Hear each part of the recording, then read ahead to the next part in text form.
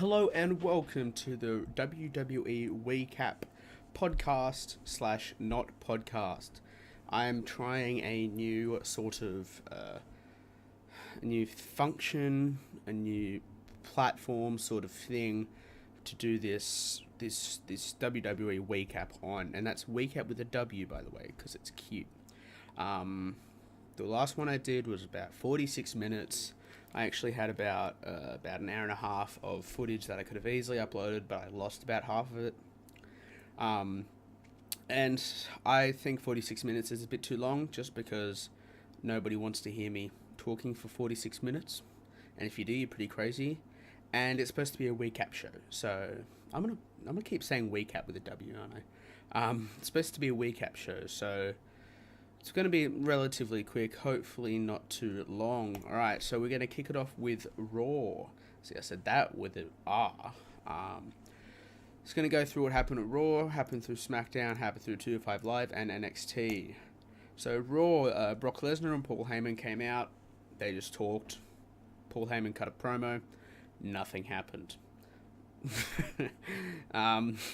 Sasha Banks defeated Dana Brooke. Dana Brooke then turned on Charlotte. It's all cool. I don't know why Dana Brooke's turning on Charlotte now, especially with 2 weeks till WrestleMania. A bit weird, but you know, it is what it is. And then the Brian Kendrick and Tony Nese defeated Akira Tozawa and TJ Perkins. They're good wrestlers. They can do good matches. My goodness, I'm getting messages on my phone about Shannon Knoll. Thanks. Yeah. 205 Live. I'm pretty bored by 205 Live. I don't like that whole concept of cruiserweights against cruiserweights. I would really like to see just cruiserweights versus everyone else. I'll talk a bit more about that on 205 Live though. And I might end up doing a video about it. Then Chris Jericho and Sami Zayn defeated Kevin Owens and Samoa Joe. But they were defeated by DQ, so you know, good match. They're all good wrestlers. Then shenanigans happened. They just attacked, and the same as always. Then Enzo Amore and Big Cass, they versed Cesaro and Sheamus, and double count out, or no contest. So another triple threat at Mania. Fancy that. That's boring. I don't like Big Cass and Enzo Amore. Bored of them. I think Cesaro and Sheamus are really good. They're really cool, funny, really good wrestlers. I've always thought that Sheamus was a good wrestler, just not really given him a good character. I think he's found a good character in this. I just wish the club would be pushed kind of to a level that they were in the Bullet Club over in New Japan and Ring of Honor. Then we had Roman Reigns defeating Jinder Mahal. That's stupid. I think Jinder should have won that match. Could have given a bit of rub to Jinder, because at the end of the match, the Undertaker's thing, it went gong, and then got distracted and all that, and then after that we had Shawn Michaels come out, cut a promo on Roman, saying how Roman's not ready, such and such and such, you know, like he does every single year, pretty much. And Roman Reigns then pretty much disrespected Shawn Michaels. I really didn't like that. Now, I know a lot of other people, like I listen to Taz show a lot. Taz really liked it, building Roman as the kick-ass babyface. I don't like Roman as the kick-ass babyface, because I just think he's boring. And so, I don't like that, especially when Roman Reigns is going to go over The Undertaker at Mania. I really don't like that. Then Austin Aries had his Raw debut and defeated Arya Daivari. That's cool. Austin Aries is a good wrestler. I'm glad they didn't have Daivari go over him on his debut. Then Big Show defeated Titus O'Neil. That was after a New Day segment. Of course it was. New Day, really boring. Titus O'Neil, really boring. Big Show, I like Big Show. And then Bayley defeated Nia Jax by disqualification. Stupid match. I don't know. I don't like that. I don't like the Raw Women's division at the moment. Just find it boring. Oh, and then this is actually really interesting. And then General Manager Mick Foley tried to fire Stephanie McMahon. Throughout the whole Raw, Stephanie was like, "Man, you really got to fire somebody because you got to prove yourself." And so he tried to fire Stephanie. Stephanie was like, "Lol, no." Then Trips came out. Triple H, her husband, Triple H, came out and kind of attacked Mick Foley. Cut a promo. Very good. Mic work by the two of them. It was really, really cool. And then attacked Mick Foley. Mick Foley got Socko on Trips. Very cool as well. And then Seth Rollins came out and attacked Triple H. Kind of did the whole fake crutch thing. Seen it before. It's a cool storyline. But you know, we all know Seth Rollins is going over Triple H at Mania. So, that's pretty much my whole thing with Raw at Mania. Like, we already know who's going to win most of them. And if we don't, I'm just not interested, really. The only match that I'm interested in at Mania for Raw, I'm just going to try and think, like, really the only one I care about is Chris Jericho, Kevin Owens, and Sami Zayn and Samoa Joe. They're the only two I care about, really. So I really think Raw dropped the ball on their Mania. Really disheartening. So Raw this week, yeah, it was alright. I watched it. I don't usually watch the graps because I'm doing university work, and sometimes I just don't have the means to do it. So Raw was pretty good this week.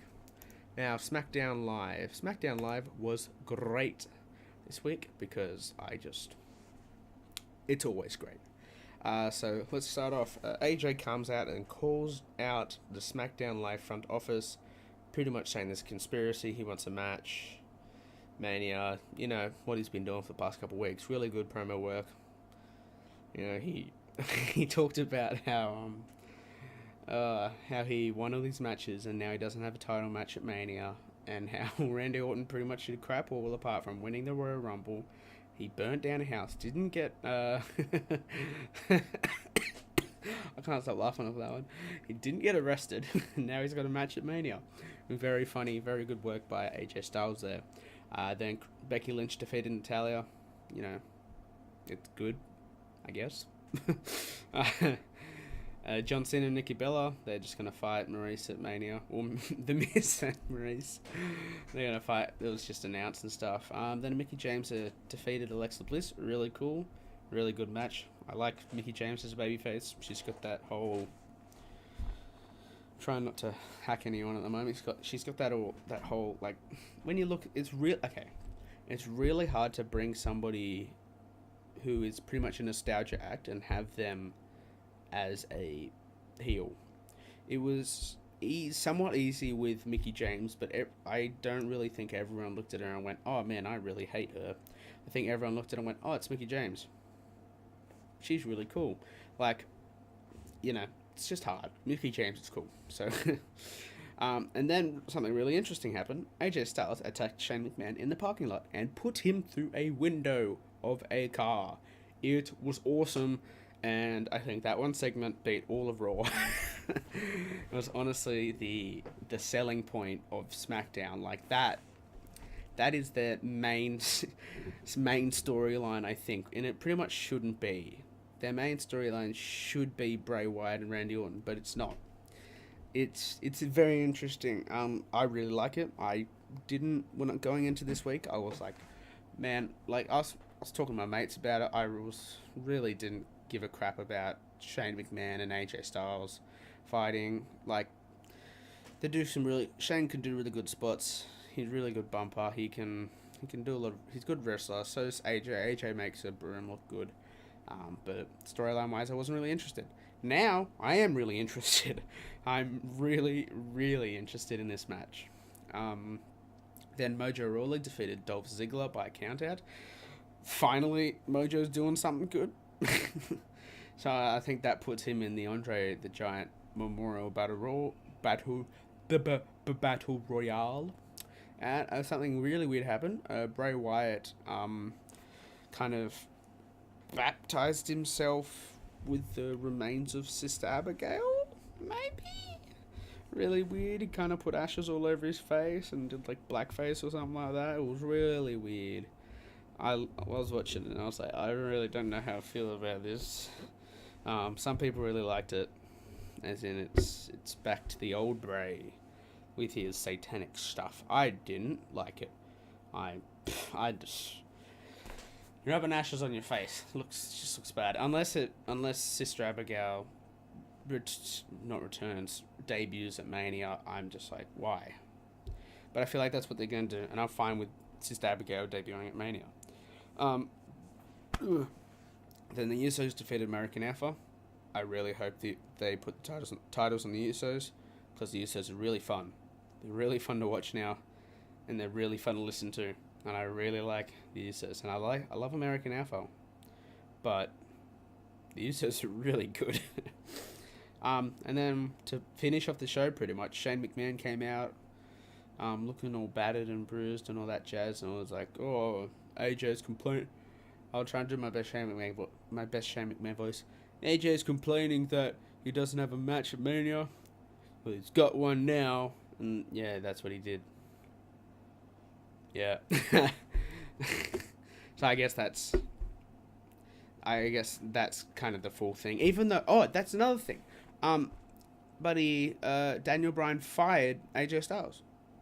What? But how the Mania? I don't know. I don't know how I got fired. Oh, I do know because he put Shane McMahon through a window. But like, come on, it doesn't work storyline wise. I don't think so at least. So SmackDown was really good, better than Raw again. But like, we're used to that now. Really interested in a lot of storylines going on here. And another thing, I'm pretty sure that was this week. Dean Ambrose got buried by Baron Corbin on a forklift. That was cool. I really like that. Intercontinental Championship. I hope Baron Corbin wins it at Mania. Now 205 Live. So, I don't watch 205 Live because I think it's crap. I don't have a problem with the wrestlers. Don't have a problem with the wrestling. I have a problem with the storylines, and I don't like watching crap storylines, so I don't watch it. Neville came out, just cut a promo on his WrestleMania challenges. Mustafa Ali defeated Drew Gulak. Alright. Noam Dar and Aria Davari. I'm getting better at that name. Defeated Rich Swann and Gentleman Jack Gallagher. Cool. Heels defeated the babyfaces. I like Jack Gallagher. I really think... Okay, I'll tell you why I really don't like 205 Live after this. Yeah, that's fine.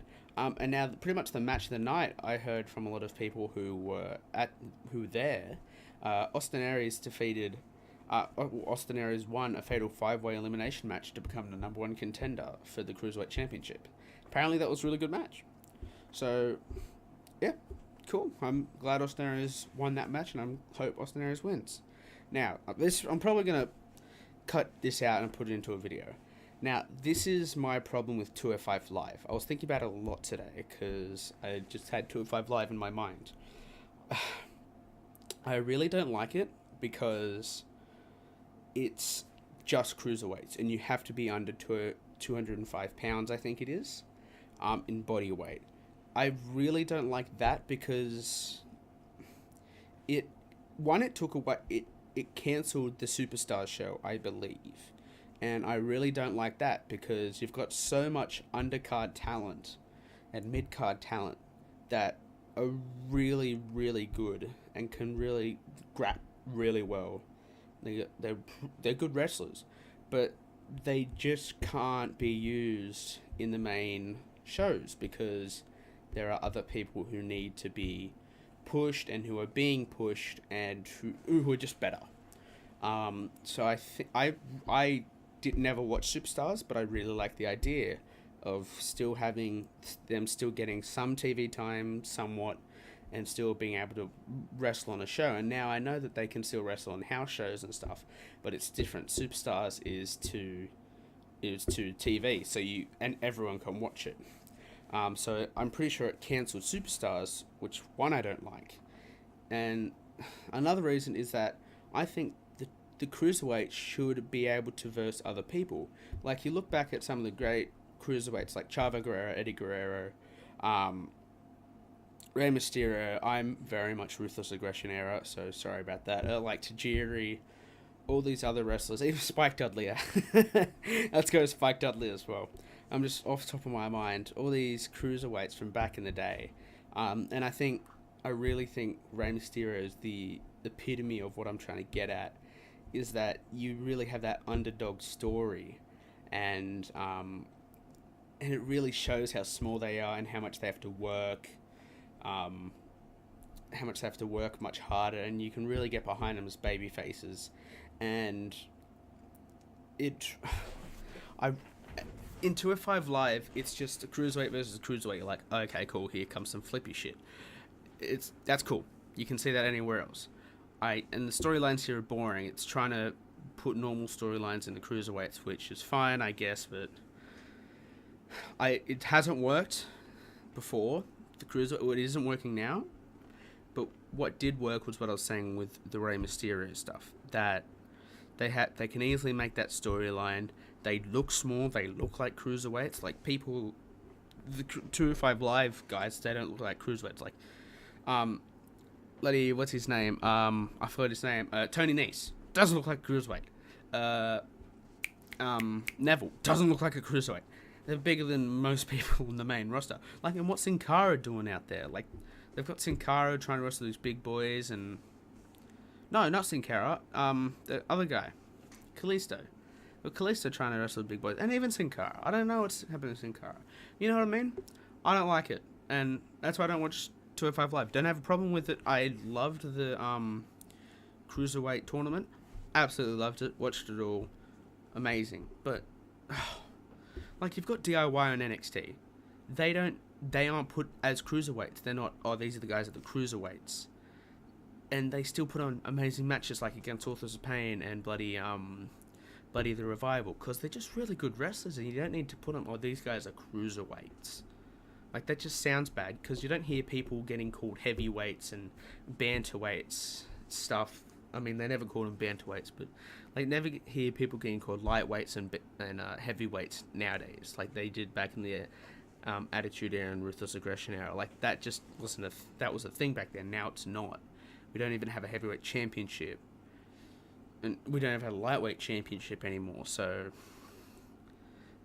I don't like the title of cruiserweight. Like, you call him a cruiserweight during the match, like, oh, here comes the cruiserweight Austin Aries or Mustafa Ali, and you know, they can really work with some of the big boys. I think some of the big boys could really get off working with them. Like, I would love to see a Neville Kevin Owens match, like one now, when Neville's got his heel persona, and Austin Aries, Kevin Owens, Austin Aries, Chris Jericho, all these matches. And I like, look at AJ Styles. He looks smaller than Neville does. So why isn't he in 205 Live? Because he's that caliber of wrestler, and by putting people in 205 Live, you're not giving them that caliber or that ability to go above and beyond with the caliber, if you know what I mean. Okay, I'm going to stop with that. Let's go to NXT.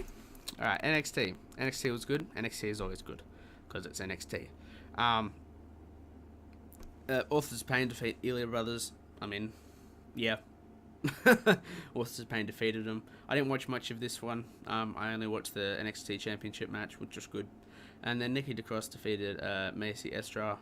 That was good, I guess. I like Nikki Cross. I'm guessing with the NXT Authors of Pain match that they had the Revival came in and had a bit of a with them, and same with DIY. So yeah, you know, cool. I like Authors of Pain, like DIY, but I love the Revival. The Revival, my favorite. Southern Pride, favorite theme song. And then NXT champion Bobby Roode defeated Cassius Ohno. I do not like Cassius Ohno. I don't like his name at all. I don't like what he wears. I like Chris Hero, because he's just got the tights, the undies on and stuff, but like with Roman Reigns, I hate what he wears. I hate his music, and I hate pretty much everything about Roman Reigns apart from how he wrestles. He's a good wrestler, Roman Reigns. Same with Cassius Ohno. Stupid name, Cassius Ohno. Like, what? I'm pretty sure he used that before. Like, when he was in NXT earlier, but like, come on. Why can't he use Chris Hero? It's a cool name. And what he wears, he's wearing like a jumpsuit. Looks like from that Superbad movie, I think. Will Ferrell from Superbad. Looks terrible. And you can see his gut hanging out and everything. I'm just like, oh, come on. Give him like a bloody... one of those Big Show things, or like what Ryback had, or just in tights. Like, nothing's wrong with tights. They gave him like bloody... oh, it looks so bad. I hate it. It's white and... oh...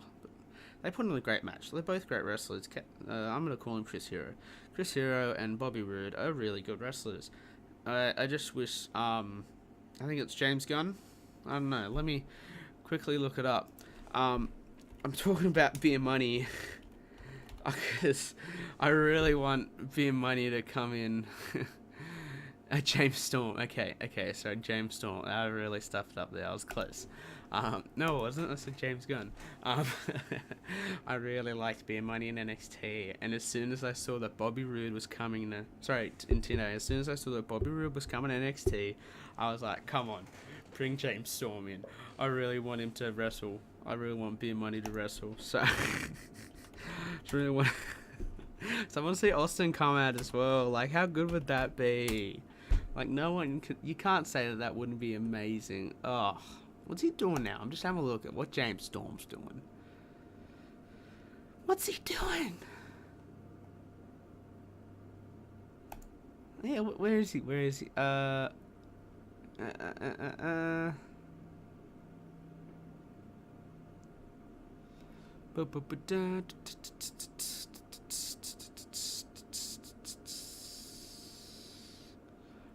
So he's still in TNA. Yeah. Alright, that's fine. A bit of a side project there. Yep, so I'd like to see them come in, because that'd be cool. Beer Money against Authors Pain or The Revival. Oh, the Beer Money versus The Revival. Oh, get me in that. Okay, before I go a bit too crazy, I think a good time, about 20-25 minutes, I think is what I'm aiming for in this kind of recap thing, so it's not too long. If it is too long, let us know. Alright, I've been Jesse. Thanks for listening. I'll try to do this every week. Have a good one.